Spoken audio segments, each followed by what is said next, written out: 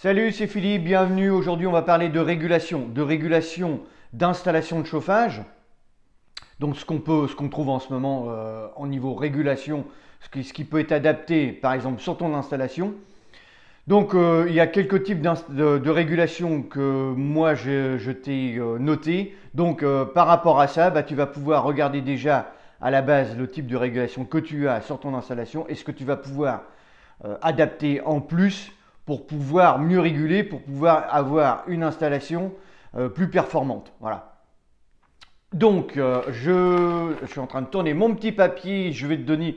Voilà, moi j'ai trouvé 4 types de régulation qui peuvent être appliqués seuls ou alors de manière combinée. C'est-à-dire que sur ces 4 types de régulation, tu peux les assembler. Voilà, c'est une question d'assemblement, de combinaison. Voilà, j'étais en train de chercher le mot. C'est une question de combinaison. Donc, le premier type de régulation qu'on trouve sur toutes les installations, quelle que soit l'installation, que ça soit du chauffage au sol, que n'importe quoi, le seul type de régulation que l'on trouve et qui est pratiquement obligatoire, c'est le type de régulation avec l'aquasta de ta chaudière. Pourquoi? Parce que l'aquasta de la chaudière est livré directement avec la chaudière. En fait, c'est une sécurité. C'est-à-dire qu'en fait, c'est un thermostat qui est incorporé à ta chaudière. C'est un thermomètre, un thermostat, on peut appeler ça comme on veut. Donc ça, le nom c'est l'Aquasta, c'est un Aquasta. Et ce qui va faire la sécurité à la chauffe de ta chaudière. C'est-à-dire que ta chaudière ne montera pas dans dans des températures extravagantes et au risque d'exploser. Donc l'Aquasta de la chaudière est livré directement avec la chaudière. Donc ça, tu ne peux pas aller outre. Donc alors, qu'est-ce que c'est que l'Aquasta? L'Aquasta, ça va te permettre de bloquer la température, une température que tu auras définie par rapport à ton installation, par rapport à ton mode de chauffage. Donc, ça va permettre à ta chaudière de couper, par exemple. Alors, je suppose que toi, si tu as une installation avec juste un Aquasta, parce que là, c'est ce qu'on parle, c'est-à-dire que là, on va parler d'une régulation avec juste l'Aquasta. C'est-à-dire que tu n'as rien d'autre, tu as juste l'aquasta de la chaudière. Tu n'as pas de thermostat d'ambiance, tu n'as pas de son, enfin voilà, tu n'as rien sauf ça. Voilà, donc après il va falloir que je suppose que tu as une température de départ et que tu as une chaudière haute température. Sans ça, tu ne pourrais pas chauffer avec ce type de régulation. Donc je suppose que tu pars à 70, 80, même voire 90 en température de départ. En fait, l'Aquasta, ça va être ça. Ça va être régler la température de départ de ton installation. Donc voilà, ça c'est vraiment le premier type de régulation qu'on trouve, obligatoire. Ensuite, on a le deuxième type de régulation. On va avoir le thermostat d'ambiance. Alors là, déjà, on rentre dans une gamme supérieure, puisque là, on va pouvoir réguler son installation par la température de ton logement. C'est-à-dire que ton thermostat, lui, va être placé dans une pièce. Alors bien souvent, on essaie de le placer dans la pièce la plus froide. Et par rapport à la température que tu vas avoir dans cette pièce, ton thermostat va se déclencher ou va pas se déclencher. Et de là, via toi, avec une température que tu vas définir pour ton appartement, pour ta maison, pour ton logement. Voilà. Donc, deuxième type de régulation, c'est le thermostat d'ambiance. Donc, bien sûr, on peut adapter, bien sûr que là, on peut combiner, puisque là, de toute façon, l'Aquasta, on a dit que l'Aquasta, lui, il était obligatoire. De toute façon, on ne peut pas aller outre, il est obligatoire sur la chaudière.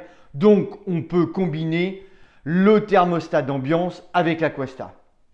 Voilà, donc pour le thermostat d'ambiance. Ensuite, on retrouve la sonde extérieure. La sonde, elle, qui va envoyer une température extérieure à ta chaudière. Donc ça, c'est le quatrième type c'est le troisième type de régulation que l'on trouve. La sonde extérieure. Alors comment ça fonctionne? La sonde extérieure, elle envoie une information par laquelle que la température soit a monté ou a descendu, ou a stagné, ou c'est la même qu'hier et avant-hier. Donc en fait, ça va être une régulation supplémentaire par rapport à ton thermostat d'ambiance, si tu as une sonde extérieure. Et donc l'information est envoyée à ta chaudière. En fait, elle va adapter la température par rapport à la température de départ de chauffe de ton installation, de ton départ de chauffage. Elle va l'adapter par rapport à la température extérieure. C'est-à-dire que si ton thermostat d'ambiance est réglé à 20, Si tu as une température de départ pour atteindre ces 20 degrés dans ton logement, si tu as une température de départ par exemple de 70 ou 80 degrés, ta chaudière va te chauffer jusqu'à 70-80 degrés et envoyer la chaleur dans tes radiateurs avec cette température. Demain, ta sonde extérieure dit à ta chaudière, voilà, les températures, par exemple il fait moins 5 dehors, ou je vais dire une connerie, moins 5 ou 0, on part sur 0. Et là, le lendemain, par exemple, ça remonte à 5 degrés.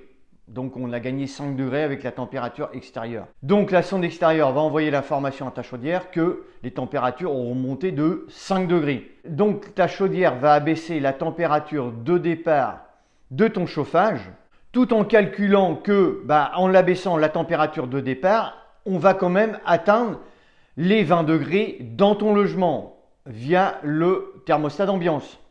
Donc en fait, ce qui se passe, au lieu d'avoir une surchauffe, c'est-à-dire que même avec 5 degrés en plus à l'extérieur, au lieu d'envoyer une température de départ à 80 degrés, ta chaudière, elle va l'envoyer par exemple à 70. C'est-à-dire que tu vas avoir une économie d'énergie, puisque là, entre 70 et 80, tu vas gagner 10 degrés sur la température de départ de ta chaudière, de ton chauffage. Donc voilà, donc sur une installation, c'est vrai que la sonde extérieure est très très importante. C'est ce qui va te permettre de faire des économies sur ton combustible, sur ton fuel, sur ton gaz. Voilà. Donc ça, c'est très important. Donc là, la sonde extérieure, bien entendu, va être combinée avec le thermostat d'ambiance et l'Aqasta. Donc l'Aqasta, on n'en parle plus puisque ça, l'Aqasta, on le retrouve comme je te disais tout à l'heure. Donc là, la sonde extérieure va pouvoir être combinée avec ton thermostat d'ambiance. Et là, on arrive vraiment dans une régulation convenable. C'est-à-dire que là, on commence à arriver dans une régulation qui tient la route. Voilà. Ensuite, le quatrième type de régulation que l'on trouve, c'est les têtes thermostatiques. Alors, les têtes thermostatiques, elles, sont en fait des thermostats individuels. C'est des thermostats individuels que l'on retrouve sur les radiateurs. C'est-à-dire que ta tête thermostatique va couper ton radiateur suivant une certaine température que tu vas lui donner. C'est-à-dire que si tu es par exemple dans une chambre que tu demandes 18 ou 19 degrés, tu vas régler ta tête thermostatique avec cette température et ta tête thermostatique va couper ou va fermer plus ou moins la vanne thermostatique pour arriver à cette température. C'est-à-dire que tu vas avoir une circulation freinée dans ton radiateur jusqu'au moment où ta tête thermostatique va couper complètement ton radiateur, c'est-à-dire qu'elle va complètement fermer le clapet de ta vanne thermostatique, le petit clapet qui va couper l'allée de ton radiateur. Voilà. Donc les têtes thermostatiques individuelles mises sur chaque radiateur de ton logement. On peut éventuellement mettre juste une vanne manuelle sur un de tes radiateurs, par exemple le couloir ou la salle de bain, pour avoir toujours une circulation dans ton installation. Donc voilà, alors là forcément sur le papier ça fonctionne, dans la réalité c'est pas toujours comme ça. Donc toi par rapport à ça, je suis sûr que tu te poses la question de savoir quel type de régulation tu as. Par rapport à ça, tu regardes, est-ce que tu as un thermostat, est-ce que tu as des têtes thermostatiques, est-ce que tu as une sonde extérieure, voilà. Donc déjà tu vas pouvoir voir quel type de régulation déjà que tu as. Et par rapport au type de régulation que tu as et par rapport à ce que je viens de te dire, tu vas pouvoir regarder, tu vas pouvoir voir ce que tu vas pouvoir adapter à ta régulation existante de ton installation pour pouvoir optimiser ta régulation. Donc voilà, et c'est clair que si tu as qu'un aquastat, si tu n'as pas le thermostat d'ambiance, si tu n'as pas le son extérieur ni de tête thermostatique, là il va falloir quand même essayer de mettre au moins un thermostat d'ambiance. Ça, c'est vraiment la base. Alors, la base, vraiment, c'est d'avoir un thermostat d'ambiance. Même si tu n'as pas de sonde extérieure ni de tête thermostatique, avec un thermostat d'ambiance, tu vas faire quand même une régulation. Une régulation qui va quand même tenir la route, qui va vraiment tenir la route pour ton installation. Si tu n'as que l'Aqasta de la chaudière pour pouvoir réguler ton installation, là, c'est vrai que c'est compliqué. Tu dois avoir sûrement des grosses différences de température, des moments où tu n'as plus du tout de chauffage, il y a des moments où ça surchauffe, tu as chaud dans toutes les pièces, voilà. Donc c'est vrai que là, pour arriver à faire une régulation avec juste un aquastat, ça existe, hein. Donc on peut faire une régulation juste avec un aquastat. Donc on va regarder vraiment avec ce type de régulation ce qu'on peut faire, ce qu'on peut adapter à ton installation. Et ça c'est vraiment, et ça c'est le but en fait. Chaque type d'installation que les personnes vont avoir, on va essayer d'adapter par rapport à ce qu'ils ont vraiment dans le réel, pas sur le papier, dans le réel, c'est-à-dire ce qu'ils ont en ce moment pour chauffer. Eh bien essayer de faire une régulation, essayer de faire un réglage, un équilibrage de l'installation par rapport à ce qu'on a. Après, voilà, c'est vrai que c'est mieux de réajouter, parce que tu peux ajouter sur ta chaudière, tu peux rajouter un thermostat d'ambiance, tu peux rajouter une sonde extérieure. Alors, ça dépend du type de chaudière. Vraiment, si ta chaudière est vieille, bien que moi, je vois la mienne à 20 ans, et voilà, j'ai une sonde extérieure, donc ça n'a rien à voir. Forcément, si elle a 50 ans, bon, déjà, si elle a 50 ans, elle doit plus être là, et elle commence à te battre de l'aile. Mais voilà, donc il y a toujours l'emplacement sur la régulation le tableau de bord de ta chaudière pour mettre une sonde extérieure. C'est pareil pour les têtes thermostatiques. Si tu n'as pas de tête thermostatique sur tes radiateurs, voilà, c'est peut-être bon aussi d'en mettre si tu as vraiment une régulation pourrie, si tu n'as rien qui fonctionne, si tu galères tous les hivers avec ton installation et ton chauffage, peut-être essayer de mettre quelques têtes thermostatiques pour arriver à réguler tes radiateurs. Voilà. Donc on peut dire sur vraiment les 4 types de régulation que l'on trouve, ça c'est vraiment de la régulation de chauffage, d'installation.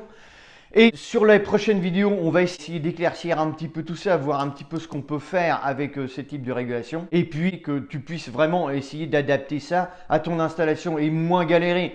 Au moins, le but c'est vraiment de moins galérer par rapport à ce que tu galères en ce moment. C'est-à-dire d'avoir des grosses différences de température, des trucs, voilà, des radiateurs qui ne fonctionnent pas ou alors qui sont complètement bouillants. Il y a vraiment un réglage de base. On retrouve vraiment dans la régulation des réglages vraiment de base qui vont vraiment permettre d'avoir quelque chose de cohérent, d'avoir plus de confort sur les chauffes, c'est-à-dire sur la chauffe de ton installation, avoir vraiment plus de confort dans les pièces. Après, on peut, par rapport à ça, vraiment, on peut monter dans le haut de gamme de la régulation. Je suppose que toi, ce que tu demandes, c'est vraiment d'avoir quelque chose pour passer l'hiver et plus galérer comme tu galères. Voilà. On va arrêter cette vidéo ici. Si tu l'as aimé, écoute, like-la, partage-la. Et puis, écoute, si tu arrives sur ma chaîne, abonne-toi, tu as le petit logo qui est juste là. Et puis, moi, je te retrouve sur une prochaine vidéo. Je te dis ciao, ciao.